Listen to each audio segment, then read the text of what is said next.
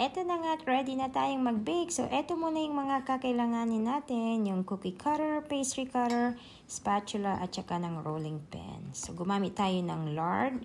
At kinat lang po natin siya into cubes. And then, ika-crush lang natin gamit ang ating pastry cutter. Hanggang sa mag-well combine po yung ating lard at saka nung dry ingredients. Medyo may buo-buo pa ng mga maliliit kang mafe-feel kapag tinouch mo po ang iyong dry ingredients. Ayan. Siyempre, ito ang ating homemade buttermilk. O diba, importante guys na gawin mo na rin sa bahay yung mga buttermilk. Kasi kung hindi mo naman talaga siya kakailanganin sa mga susunod na ingredients, abat, umawa ka na lang.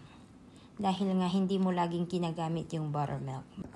Ito nga po yung lagi kong pinipili na i-bake na tinapay sa bahay. Dahil nga po mas easier siya kesa sa mga pandesal.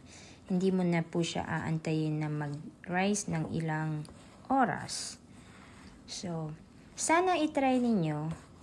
At ang mga ingredients, actually na-post ko na po ito. Posted na po siya before. So, tignan nyo na lang sa Reels ko.